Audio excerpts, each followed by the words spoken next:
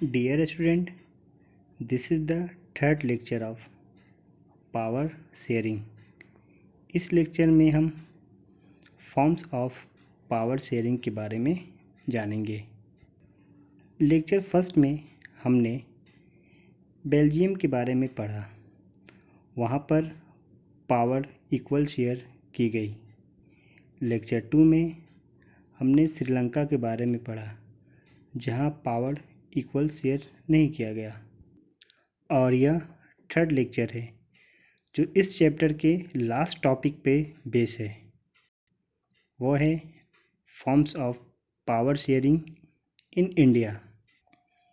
India एक democratic country है और डेमोक्रेसी के कुछ बेसिक्स प्रिंसिपल होते हैं। तो आइए जानते हैं कि डेमोक्रेसी कंट्री का वो कौन कौन से इम्पॉर्टेंट प्रिंसिपल्स हैं। डेमोक्रेसी का सबसे पहला प्रिंसिपल, लोकतंत्र के मूल सिद्धांत यह है कि पीपल सभी पॉलिटिकल पावर के सोर्स हैं।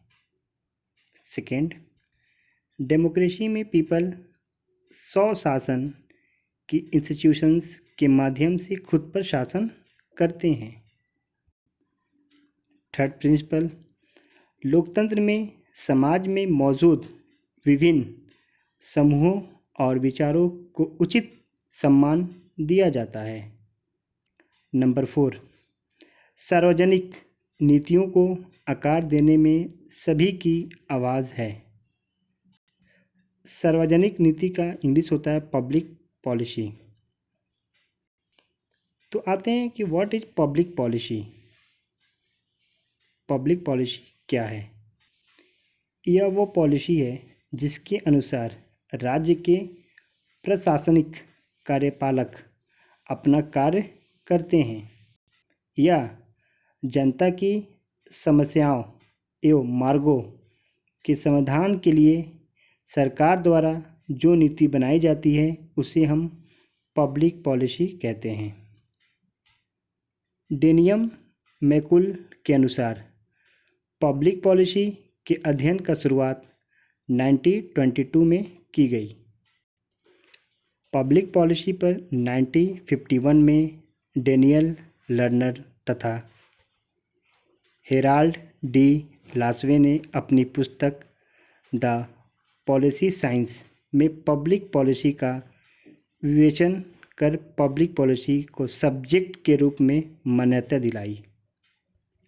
भारत में फॉर्मली रूप से 1894 में बनी नेशनल फॉरेस्ट पॉलिसी पहली पब्लिक पॉलिसी मानी गई।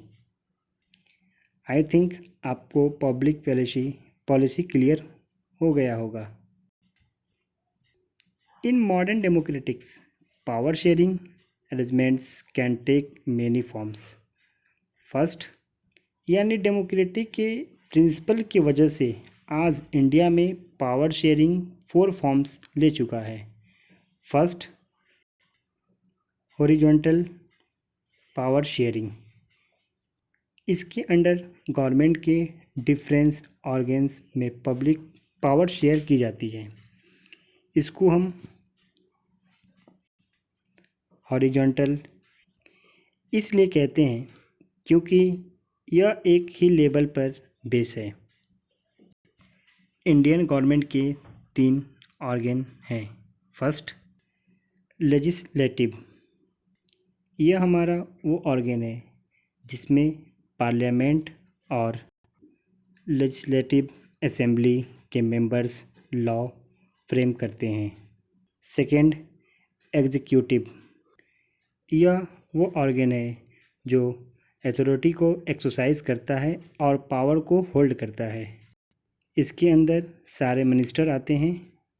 Example, prime minister, HRD minister, finance minister.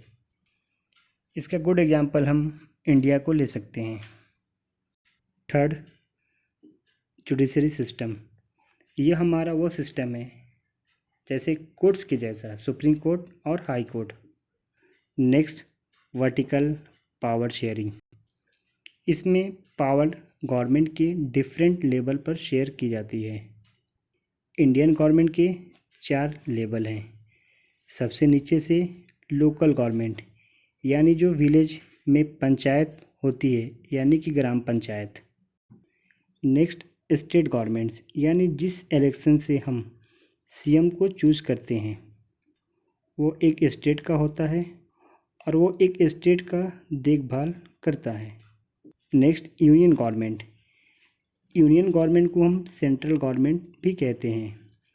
यह 27 राज्य और 9 केंद्र शासित प्रदेश को देख रेख करता है, यानी पूरे देश का देख रेख करता है। इसके अंडर हमारे सारे कैबिनेट मिनिस्टर आते हैं। लास्ट इंडियन गवर्नमेंट, जो तीनों गवर्नमेंट को का देख रेख करता है, जिसका हेड प्रेसिडेंट्स होता है। इसके एग्जांपल हम यूएसए ले सकते हैं। नेक्स्ट, पावर में also be shared among different social groups। Democracy में अलग अलग सोशल ग्रुप्स होते हैं, उनके बीच में रिलीजियस और सोशल डिफरेंस होते हैं। उनके बीच में यूनिटी बनाए रखने के लिए यह फॉर्म बहुत ही इम्पॉर्टेंट है, क्योंकि उनके बीच में भी पावर इक्वल शेयर की जाती है। Best example community government Belgium. Next, democratic में इलेक्शंस होते हैं, अलग अलग पॉलिटिकल पार्टीज़ अपनी कैंडिडेट खड़ा करती है और हम उनको इलेक्ट करते हैं। इलेक्शन इंश्योर करते हैं कि पावर किसी एक हैंड में ना रहे, वो चेंज होते रहे लोगों के डिमांड के अकॉर्डिंग। यह थी पावर शेयरिंग की 4 फॉर्म, और इसी लेक्चर के साथ पावर शेयरिंग को अच्छे तरह से समझ चुके हैं। अगर ये वीडियो आपको अच्छे लगा तो please like, comment and subscribe our YouTube channel. Thank you for watching.